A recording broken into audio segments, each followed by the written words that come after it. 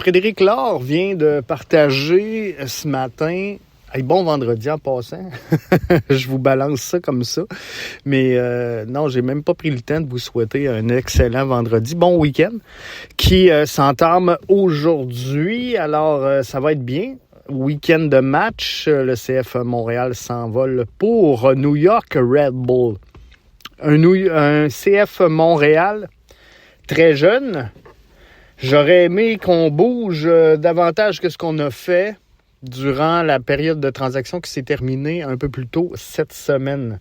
Je reviens à l'entame du balado. Je disais, Frédéric Laure a partagé ce matin une statistique concernant l'âge des clubs en MLS selon les minutes jouées. Sans surprise, le CF Montréal est la formation à travers tout le circuit qui possède dans sa franchise la plus jeune formation et ça coûte des points. Ça coûte des points.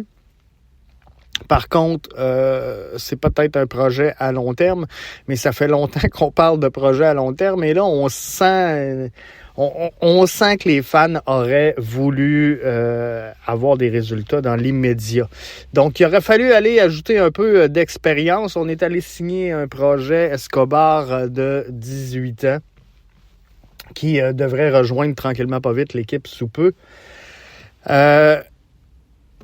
C'est pas ça qui va changer le visage. C'est pas ça qui va changer le visage de cette formation-là. Quoi qu'il en soit, le CF Montréal est en action en fin de semaine. Ça sera intéressant de voir ce que le CF Montréal pourra offrir dans les conditions. Vrioni était encore là sous blessure avec Bryce Duke hier lors de l'entraînement. Donc, ça sera intéressant de voir là, qui sera disponible, qui ne le sera pas pour cette rencontre-là. Mais quoi qu'il en soit, il y aura un bassin de fans. Hein? Il y aura un bassin de fans du CF Montréal à l'étranger pour ce voyage-là.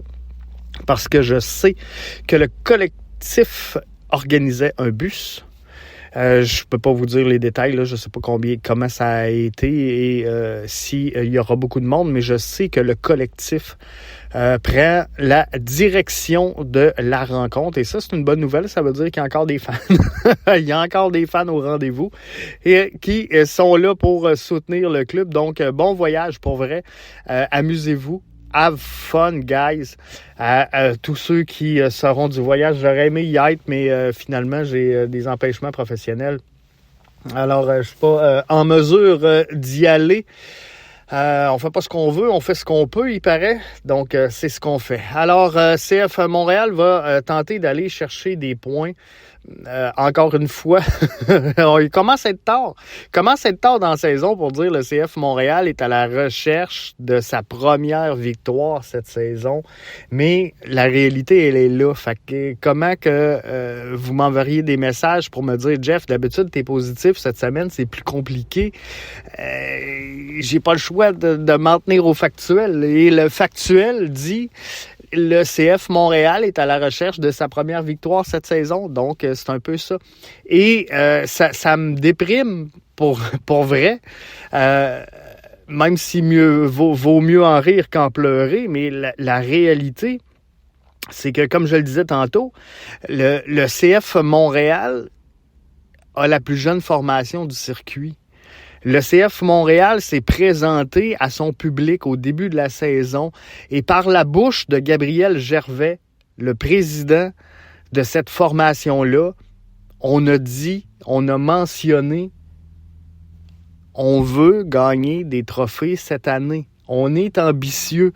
On veut connaître du succès, peut-être se battre donc en série MLS. C'est la première fois qu'on entendait officiellement le CF Montréal se doter d'ambitions précises. Parce que dans les dernières années, on nous a habitués on va viser une place dans les séries et on verra ce que ça va donner. Donc là, cette année, c'était différent. Gabriel Gervais a dit, on veut des trophées. Avez-vous écouté hier le premier match de la demi-finale de la CONCACAF Champions Cup Vancouver face à l'Inter de Miami. L'Inter de Miami qui alignait une grosse formation. Berhalter qui livre une masterclass. Vancouver qui l'emporte 2-0. Si je suis dans le siège de Gabriel Gervais, je commence à remettre certaines décisions en perspective. Je commence à remettre en question ma stratégie de développement sur le terrain. Parce que sur le long terme, de recruter et de vendre des joueurs, c'est une chose. Mais la réalité, c'est que ces joueurs-là, tu dois les former, tu dois les faire progresser, tu dois les faire avancer. Et si le CF Montréal était ambitieux et croyait, je suis obligé de vous dire aujourd'hui que c'était à tort, qu'il pouvait, avec une jeune formation, surprendre plusieurs équipes dans la MLS. Et j'ai embarqué dans le jeu.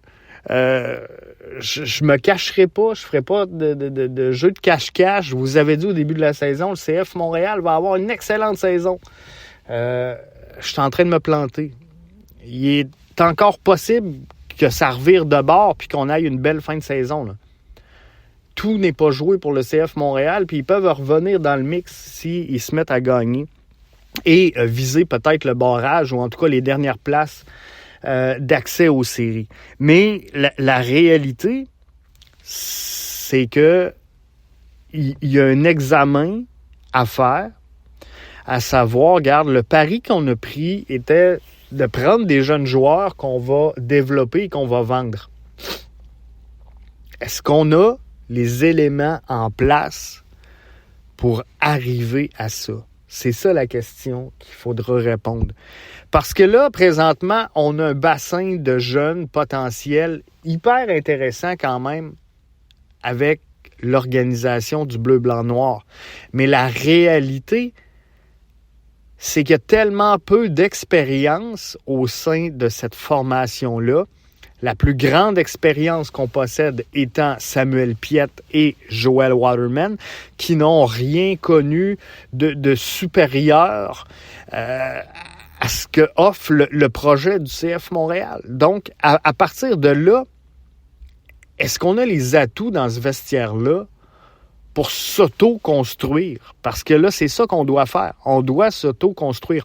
On ne peut pas partager dans le vestiaire l'expérience, le vécu des grands matchs, des grands moments, des émotions, parce que on l'a pas, cette expérience-là au sein du vestiaire. Peut-être Vrioni, mais avec les minutes de jeu qu'il a depuis le début de la saison, je suis obligé de vous dire que présentement, c'est pas le joueur qui fait la différence. Donc, faut juste s'arrêter là-dessus et peut-être réaligner quelques éléments et se dire, OK, on va arrêter de tenir le cap, là, puis de dire c'est ça le projet. Puis on va accepter qu'on a fait des erreurs. On va accepter qu'on est dans la situation qu'on est aujourd'hui directement en égard au choix qu'on a fait. Puis on va juste réaligner. Donc, CF Montréal en action ce week-end, mais comme je vous disais, très jeune formation. Je regardais Vancouver hier qui livre une belle performance face à l'Inter de Miami. Je me dis, le trophée du championnat canadien est hors de portée à ce moment-ci pour le CF Montréal, quoi qu'on peut surprendre. On verra ce qui va arriver et peut-être que la priorité de Vancouver ne sera pas sur le championnat canadien. On va se croiser les doigts. Donc, il peut se passer plein de choses. Et le CF Montréal peut finir par décoller. Et parfois, il faut juste un match pour relancer une bonne séquence. On va souhaiter que c'est ce qui va arriver à la troupe de Marco Donadel. Donc là-dessus, passez un excellent week-end. On se retrouve lundi pour le débrief. Et je vais suivre le match. Je vais suivre le match pour vous ce week-end.